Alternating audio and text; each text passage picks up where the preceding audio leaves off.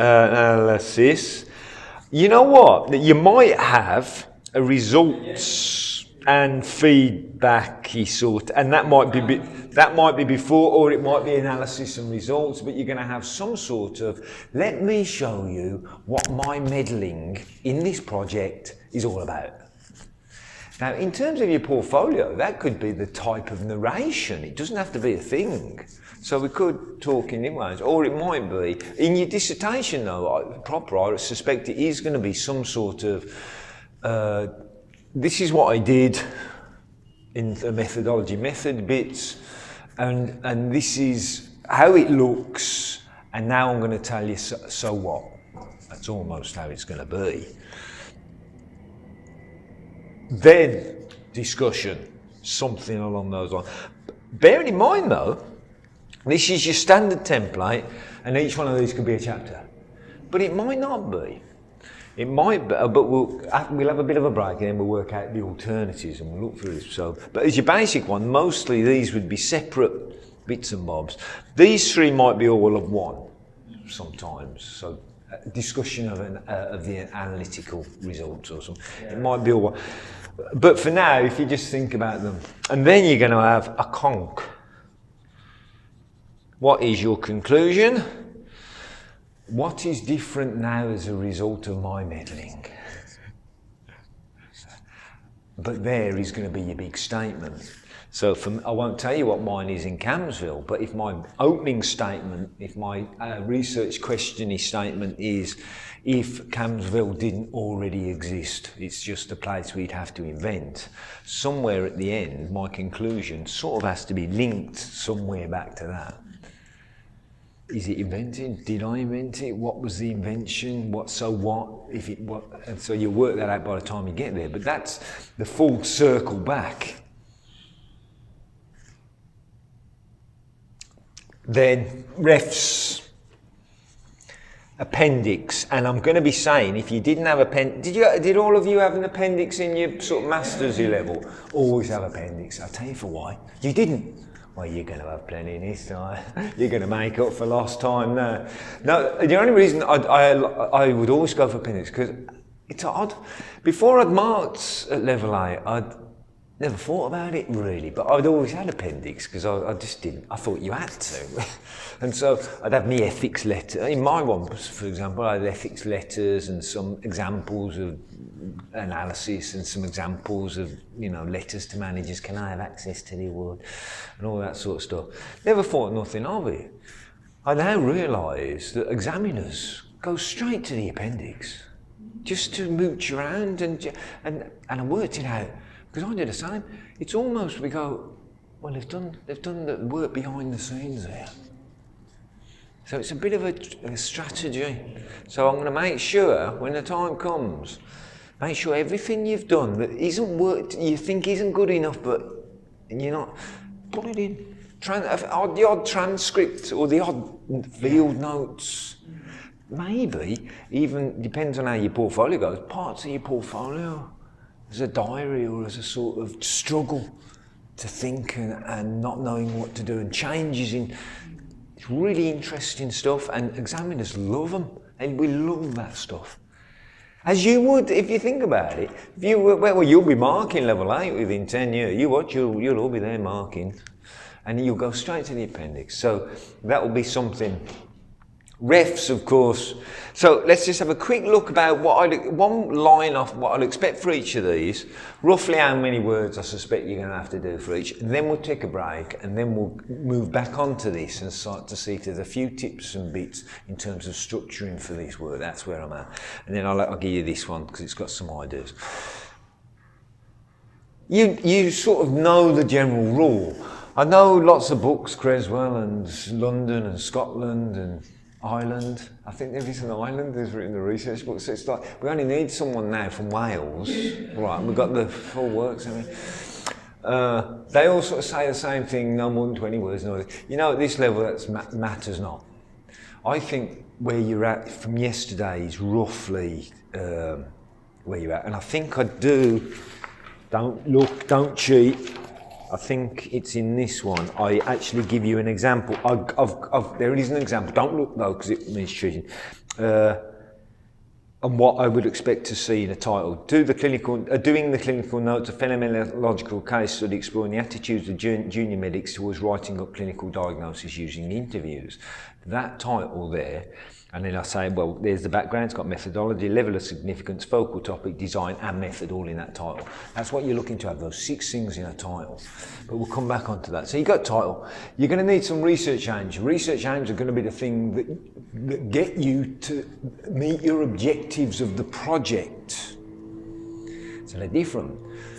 The purpose of this project is to see if it's possible to apply new analytical frameworks to an old and tired subject, such as diabetes.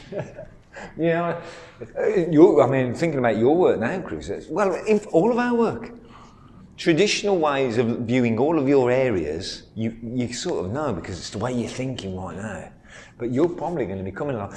A second aim would probably be some sort of reflexive thing. So you've got that analytical thing straight off.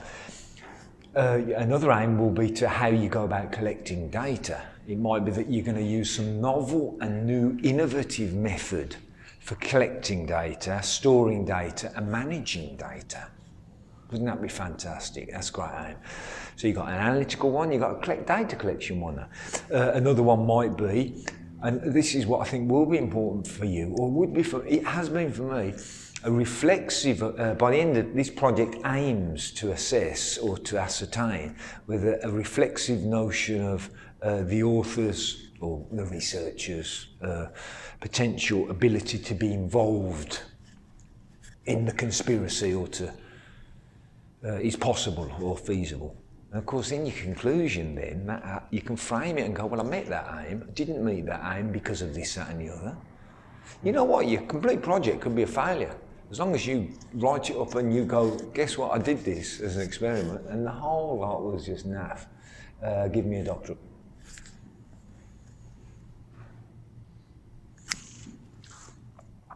Your research question though, because we often get the research question is, like your research statement, what is it I'm going to do? Or what is it I'm doing and have done? Now, it might be set as a question, might be a hypothesis. If you do a hypothesis, I'll kill every one of you.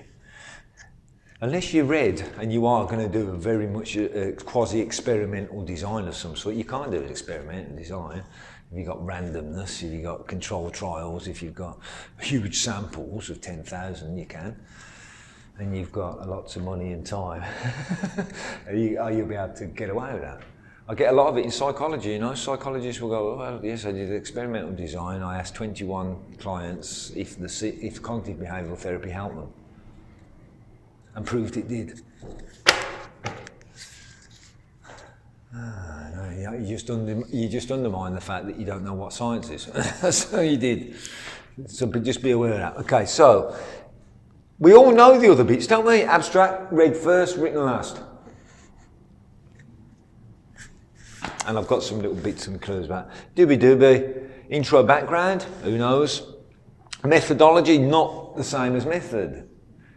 That's really important, you know. I'd have it as methodology and method chapter. I'd have that as one because I don't want to spend the whole blinking chapter going on about, well, I'm yellow. And I go, you are yellow? What the hell's yellow? Oh, sorry. Well, you won't believe it. There's this crazy guy in the first module talked about colours, you know, and I'm a yellow. That's what I know. You can't. It's more along the lines of, I suspect, there's so many I've read and sent back in terms of marking that do not have any methodological worldview understanding. I've been in a Viva, the first Viva I ever did, and I said to the chap, I said, well, you're doing it, it was a PhD. PhD, what does that stand for, PhD? Doctor of Philosophy. And so I said, oh, you're doing it, but there's not much philosophy. What would you say your epistemological, ontological position is? There was this terrible moment, and the supervisors he's killing me by stabbing me in the back. Yeah. But there is an issue to that. You won't fall foul to that. At the moment, you sort of roughly know that you're Baudrillarian, Derridean, Heideggerian, and there's good reason for that. And when it comes to it, you'll be able to write a page on it. You don't need much. You don't want to kill the poor bastards, but you want to show that you know that it's expected and you're there. And it will start to bleed through. So I'd probably join them if I'm honest. But just to make the distinction, then your method, I'm going to be arguing that you're going to have several methods in terms of tools and method. I think you should all be aiming to do interviews. I think you should all be aiming to do focus groups. I think you should all be aiming to do some sort of simple surveying, multidimensional scaling of some sort would be fab. Yeah, we're going to have to. Well, that will come in method. Shall I put that there just so? But you're all right, yeah. In terms of the process, it's there, and you will make note of that, you know. But you work out, but don't just go for that. And then because once you got these multiple bits, so thanks for doing this interview. Who should I interview next? Any ideas? Oh, shall I interview John? Dan? Okay. John, I've been told, Tom said that, oh, thanks for coming. If I was going to develop a 10 question questionnaire, what would be some good questions about this topic we've been discussing? Can you just give me one? They do your first question. Yeah. Who should I ask next? And before you know it, your clients or your sample write your questionnaire. That's just one technique, but who else knows the topic area better than the experts you're working with? In the old days, you'd have been told, no, you have to develop a questionnaire and it has to be succinct, it has to be perfect. Never ask 2 questions in them. Solve that. Yeah, pragmatic researchers, you're involved, get in there and muck it up. But if you can imagine in terms of write-up, it's going to look so great if you've gone, well, in phase 1, I started off with some simple interviews, unstructured. And I learnt as I went along that I needed some structured questions as questionnaires, so I did that. And there's a snowballing of method. Brilliant. Because then you get to talk about what? Triangulation. But I'm also going to then say the same. Leave your literature review as late as you can, because you know what's going to happen? You're going to be distracted. You're going to go, oh, you know, the worst 3 points of your dissertation are going to be this. Ethics. Right at the beginning. It's a nightmare. And that's good. So just be warned. Get through it. Just grin and bear that. What I mean by that, it's going to get rejected. It's going to come back. You're going to send it in again. It's going to get rejected. And it's going to come back. I go for 3 takes. Right? I always do 3. And it's a game. Once it's in the system and it will come back. Go on. You have to go to ethics, irrespective of the sample. Yeah, you're going to have to get ethical approval. But that's important anyway, for not just because it's what you're meant to do. It's important because after your project, you'll have an ethic number, because you'll get official ethics from the university. And every time you want to publish, they're going to go, we need your ethical number. It's all tied into the research passport notion of... And so it is important. Although the person I'm working with now, I've never got through ethics straight away. Ever got through ethics straight away. So now I've done it so many times, it's a case of, I just know, submit it as soon as you can. Just get it in, and it's going to come out. But they'll tell you what you need to do. And you go, thanks. And then you do what you need to do, you send it again. But there'll always be one thing, because there always is. And then you do that one thing, get chair's approval. Yes, take 3 months. So even though it's meant to take a month, it won't. It will take 3-4 months. It's just a nightmare. So just be aware of that. That's the word. And then the second worst thing that's going to happen is starting to collect data. You don't want to do it because you're scared, right? You're scared and you're not sure of it, and you know you're not asking the right questions. You don't know how to. That's going to be your next fault in. And what you're going to do instead? I'll do a literature search. That's what everyone does. I'm doing my literature and then I'm going to start data collection. You never start your data collection.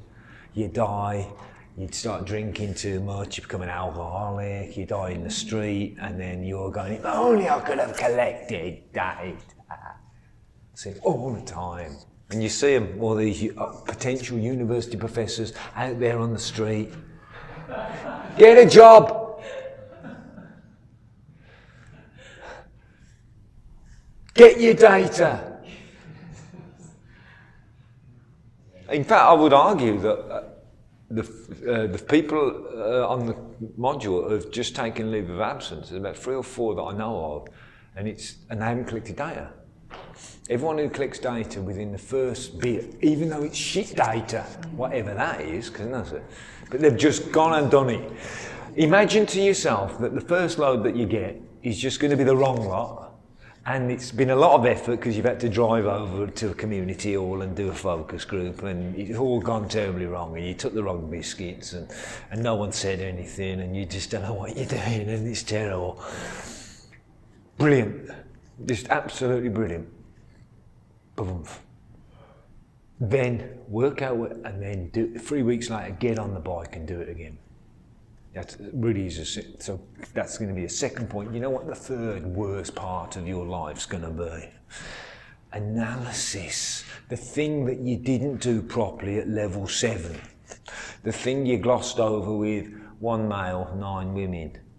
All of the heights, with the statistical heights, and no relevance. You didn't. What? If I was to ask you what analytical models you lot did in your level 7, I mean, I've never had. It's going to be well, actually, I might know because of some of the projects. But it's going to be something like some sort of thematic analysis or thematic analysis, maybe a bit of I don't know this and the other, discoursey stuff. But you didn't really know what you were doing. And what really was, you neither did your supervisors, but what was even worse, you knew that your supervisors didn't know what they were doing as well, right? But you just needed to. At this level now, it's the analysis. And what is analysis? It's simplest, it's thinking. Thinking about. Even better if you can apply a model. We did a model yesterday that's universal. Bring a semiotic, semantic, simulation, Foucaultian, discoursey, languagey, representation-y type, an analytical model, and rethink what you think you know about your topic when you get your data in. And it will look amazingly different to what all the literature says. I promise you it will. And then you'll go, now I get it. Now I've done something. Then you'll be full of yourself because you won't until you've crossed those 3 hurdles. Ethics, I can't do it, I hate them, I'll kill every one of them. I don't want to collect data. I'd rather be in the library doing literature review. How many words you got in your literature review now? 78,000. I plan to narrow it down. Well, shouldn't you collect some data? I'm doing the literature review. Analysis. Don't need the analysis. I'm doing a literature review. All the supervisors go, well, don't worry about that. Don't worry about the analysis. We'll worry about that when we get there. Now, worry about it from now. You already are, because I'm pushing this. You already know that you're going to be some sort of looking at interpretive mediation somehow, whatever that means. And you're already starting to think, well, that's the way it's going to be. Analysis, results, feedback. We'll see what we're going to do with that. That's the most funkiest bit. If you write it up like I've written Camsville, it's not going to look like this. It's going to look different how it all looks. But what is different now as a result? That is your basic template. It shouldn't scare you. You've seen this before. You've looked that enemy in the eye how many times? Yeah. Is it important to have a literature review? Is it absolutely important? Oh, no. For the camera, I can cut this out later. Yes, it is. And now I'll tell you the truth. I used to think it was. Now I think it's strategic. I think the opinions of others in the learned environment, i.e. the literature, is expected by your examiner. And so, yeah, so strategically it is important. But really strategically, and I genuinely mean this, how you present it is a different question. If you were to look through most of my work in the last 6 years, I have minimal references at the back and loads of footnotes. I like them almost to be, so and that might be something that you could look at in the years to come. You might go, well, I'll have more footnotes as well as a reference list. However, if I was doing your doctorate, I'd be aiming, a good 250 references, just because it's strategic to show off and to just absolutely just nail it. In the research you'll do after this doctorate, in your proper research, the research that's for you because you've got a red gown and you can legitimately now go about your business, I think you'll find that you'll generally have your idea, you'll struggle, and then you'll go, right, got it now, what are others saying about this? Then you use literature properly. I don't use literature to find a gap. There's no gap, we know everything. I use literature to battle against, to take the piss out of, or to substantiate my own argument, or to help me think differently. So Baudrillard helps me think differently, because I can't think like Baudrillard. Why would I? He can't think like me. But he has helped me. So he'll go, oh, simulation is really important. And I'll go, in what way is simulation really important for all nurses or whatnot? Without him, I couldn't have asked or started to ponder at these sort of things. And it's going to be the same for you. So strategically, yes, it's important because your examiner is going to expect it. Strategically for you, it could be important if it's really genuinely helping you with your discussion and analysis. So it can help. As a process, I can understand in the red science, it's really important to show you where the gap is and what questions to ask. In social sciences, you're generally asking questions because you're involved and intrigued and you know there's something going on in the world, but you'll find out what you're really asking once you're involved and going, that's a shit question, really, isn't it? It's shit literature. No, I'm going to do this. So yeah, so it's one of them. Strategically though, do your best with it. But don't, do it last. Or it should be part of your sort of analysis right up your discussion. It really should be there, I think. Rather than, if you notice, it's usually at the beginning. Do a literature search, find out what needs to be asked. That's what you all did at level 7, didn't it? You all went, I'm going to do a literature search. And even then we didn't know what that meant. So what do I do? Oh, you look for some books. Okay, I look for some books. I'll look through this book, shall I? And then this whole regime of systematic literature reviewing tools came out, and you had to do did you do data extraction tools and all that stuff? It's what we have to do.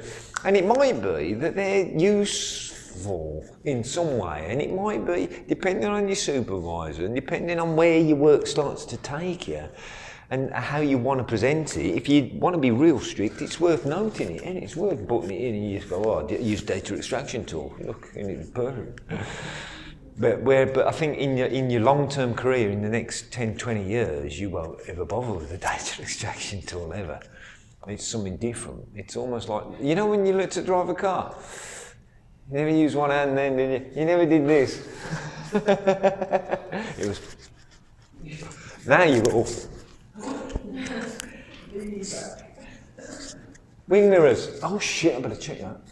That's what you're doing now, but every time I check, indicate. Oh, mirrors. Okay, take a break. So, if anything, you guys should be thinking, I can do that. Yes. Why not? But I don't want you to do that. That's. But you can do that. Yeah. But we'll have a look. We'll have a coffee now.